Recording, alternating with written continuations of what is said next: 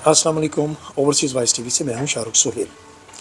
कल से लेके अब से कुछ लम्हा पहले तक पाकिस्तान के दारुल हुकूमत इस्लामाबाद में जो तूफ़ान बदतमीज़ी बरपा था, बमुश्किल जाके वो थमा है, इसलिए कि हुकूमत को अभी फ़िलहाल मतलूबा नताइज हासिल नहीं हो सके और रात भर से लेके आज शाम तक फजल रहमान के दर पे एड़ियाँ रगड़ के नाक से लकीरें निकालने के बावजूद फिर भी वो चीज़ें हासिल नहीं हो सकी जो ये हुकूमत चाहती है। रजीम चेंज के तहत होने वाली ये हुकूमत और फॉर्म 47 के मुताबिक ये हराम कारियाँ करने वाला माफिया कोशिश कर रहा है कि किसी तरीके से ताज़ी फायजीसा की एक्सटेंशन के लिए इस हरामी और हराम आइनी तरमीम को लागू कर दिया जाए और जिससे इनका मुस्तकबिल जो है वो तबाह होने से बच जाए। मगर ऐसा होगा नहीं, क्योंकि इस सारे केस में अगर आप महसूस करें, गौर करें, तो पहली बार पीपल्स पार्टी मुकम्मल तौर पर नंगी हुई है। इससे पहले फिर भी जरदारी, जिसको सियासत का बड़ा किंग समझा जाता था, फजल रहमान को और आसफ जरदारी को पाकिस्तान में लोग सियासत का किंग कहते हैं। हालांकि इन्हें सियासत का किंग नहीं कहना चाहिए, ये शैतानी खेल के मास्टर तो हो सकते हैं, ठीक है, इसलिए कि सियासत तो यार मसीहाई काम है, सियासत तो इबादत का नाम है और इन लोगों का इबादत से कोई ताल्लुक़ दूर दूर तक नहीं है, ये माफिया का हिस्सा है। फजल रहमान को चूँकि उनकी मंशा के मुताबिक वो चीज़ें मुयस्सर नहीं आ पाई थी, जिस वजह से वो रूठ के इस निज़ाम से लड़ के अपने घर बैठ गए थे। एक जानब आपकी तवज्जो दिलाना चाहता हूँ कि आपको याद होगा कि इन्होंने कहा था कि फजल रहमान को सदर बनाया जाएगा। पीडीएम की हुकूमत में इन्होंने उनसे वादा किया था और फिर इलेक्शन में भी और हुकूमत हटाने में, यानी इमरान खान की हुकूमत को बर्खास्त करने से लेके अगले इस जाली और फेक नताइज के मुताबिक और इलेक्शन के मुताबिक इसको फजल रहमान को सदर बनाना था। लेकिन कमाल चालाकी से एक बार फिर इन्होंने फजल रहमान को टिश्यू पेपर की तरह इस्तेमाल किया और उठा के बाहर फेंक दिया। इस बार फजल रहमान को इस बात का शिद्दत से एहसास हुआ कि इन लोगों ने हमेशा मुझे इस्तेमाल किया है। अब मुझे एक बात बताइए, क्या ये इतना ज़ीरक सियासतदान है जिसको आप कहते हैं कि ये सियासत का सुल्तान, ये समझता है कि पता नहीं सियासत मैं ही जानता हूँ? ये शख्स हर बार अपने मफादात के ताबे इनके हाथों इस्तेमाल हुआ है और फिर आखिर में क्या करता है कि अपनी छोटी सी बोटी के लिए ब्लैकमेलिंग करता है और अपना हिस्सा लेके एक तरफ हो जाता है। ये है टोटल कुल औकात इस फजल रहमान की। कल से अब तक फजल रहमान को कुछ लोग आसमान पे बिठा रहे हैं और कुछ लोग उसको ज़मीन पे गिरा रहे हैं। मैंने आज से 3 महीने पहले अपने एक व्लॉग के, अगर आपने टाइटल देखा हो, तो मैंने कहा था कि फजल रहमान धोखा देगा। फजल रहमान की सरिश्त में ये चीज़ शामिल ही नहीं है कि वो आवाम के मफाद के लिए कोई काम करेगा, उसको ये आता ही नहीं। जिसका बाप ये कहता था कि ये चोरी मेरी बातें सुन के मेरे मुखालफिन तक पहुंचाता है, जो शख्स अपने बाप का नहीं हो सकता, यार वो इस आवाम का कैसे हो सकता है, मुझे बताइए। कल से एक मीम आपने देखी होगी, चल रही है, जिसमें एक तरफ बड़ी ब्राइट तस्वीर है और एक तरफ काले मुँह वाली तस्वीर है फजल रहमान की। ये मैं नहीं कह रहा, मैं उस मीम की बात कर रहा हूँ। और वो कह रहे हैं कि एक तरफ नूरानी चेहरा है, यानी अगर फजल रहमान ने इस माफिया का और इस गंदे निज़ाम का साथ नहीं दिया तो उनका चेहरा नूरानी होगा और वो अपनी आखिरत भी संवार लेंगे। लेकिन अगर उन्होंने इस निज़ाम के तहत और इसमें अपने मफादात के तहत और इनको ब्लैकमेल करते हुए एक दफ़ा फिर इनसे कुछ हासिल करने की कोशिश की, हरामकारी की और हराम माल कमाया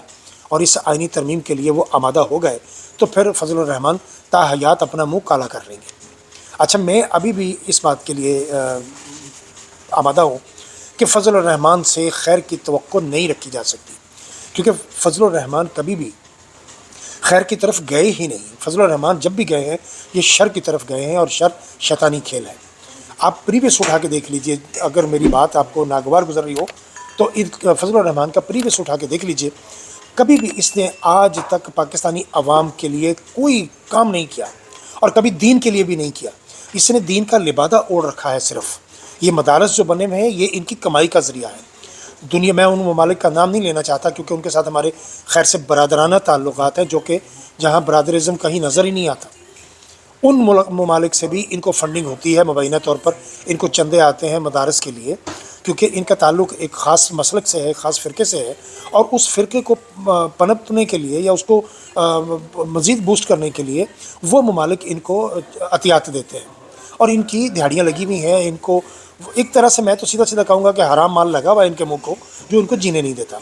उन मदारस से कभी खैर की खबर नहीं आई। आप देखिए कि उन मदारस से ان بچوں کو جو کہ بیچارے پتہ نہیں کہاں کہاں سے آتے ہیں، ان کو یہ استعمال کرتے ہیں، ایک جیسی یونیفارم پہناتے ہیں اور ڈنڈے دے کے ہمیشہ اسلام آباد کی سڑکوں پہ لے آتے ہیں تاکہ اپنا مقصد حاصل کیا جائے۔ یعنی بلیک میلنگ کے لیے وہ مدارس رکھے ہوئے ہیں، دین کے کام کے لیے نہیں رکھے ہوئے۔ کوئی ایک ایسی تصنیف بتا دیجئے فضل الرحمان کی جو اس نے لکھی ہو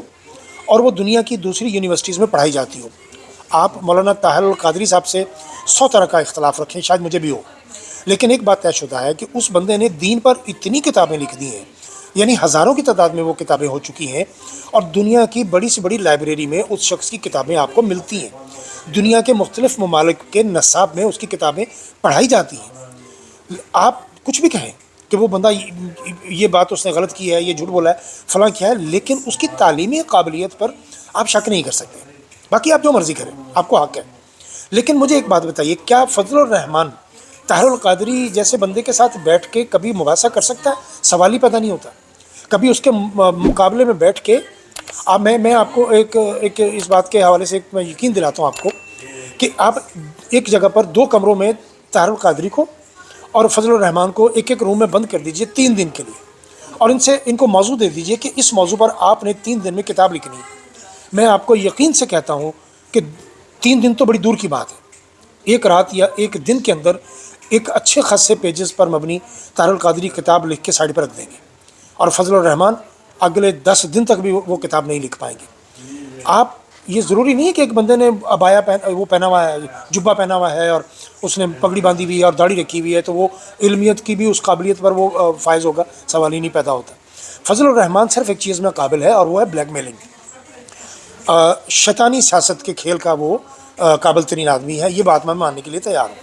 لیکن اگر آپ مجھے یہ بات منوانے کی کوشش کریں کہ نہیں دین کے لیے اس کے بڑی خدمات ہیں اور وہ دین کے لیے بہت اعلیٰ کام کر رہا ہے، تو میں بالکل ماننے کے لیے تیار نہیں اس چیز کے لیے۔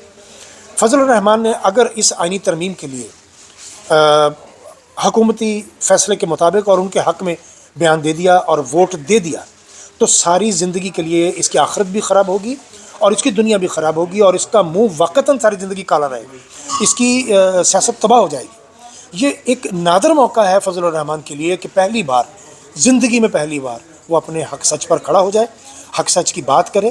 میں یہ نہیں کہنا چاہ رہا کہ وہ عمران خان کی فیور میں بات کرے، اس بات میں عمران خان کا کوئی تعلق ہی نہیں ہے، لیکن محض قاضی فیض عیسیٰ کے لیے اور چند ایسے لوگوں کے لیے جو پاکستان میں مافیا بن کے بیٹھے ہوئے ہیں، ان کی ایکسٹینشنز کے لیے اس کو آئینی ترمیم پر کے سڑک پہ لا کے بٹھا دینا اور قاضی فیض عیسیٰ کو اس لیے وہ سامنے لے آنا یا اس کو اگلا موقع دے دینا، 3 سال کے لیے مزید اس کو بٹھا دینا کہ ہم اپنے مطلوبہ نتائج اس سے حاصل کر لیں گے، یہ بہت بری بات ہوگی فضل الرحمان کے لیے بھی، اور خود قاضی فیض عیسیٰ کو بھی شرم آنی چاہیے، اس کو بھی یہ بات سوچنی چاہیے کہ اتنی ذلت کرا کے، اتنی اپنے خاندان کی اپنی ذلت و رسوائی کرا کے اگر آپ 2 سال کے لیے مزید 3 سال کے لیے بیٹھ بھی جاؤ گے تو یار کیا کر لو گے؟ رب کے بھی اپنے کو فیصلے ہیں، اس کے بعد جب اللہ کی بے آواز لاٹھی پڑے گی تو پھر تم کہاں جاؤ گے؟ لہٰذا منیر ملک صاحب نے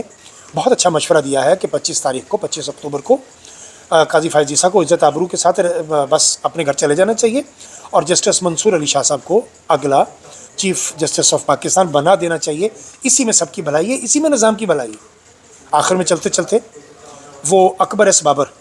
اس نظام کا بھڑوا، اس نظام کا غدار ترین انسان، وہ کہہ رہا ہے کہ میں ان 8 ججز کے خلاف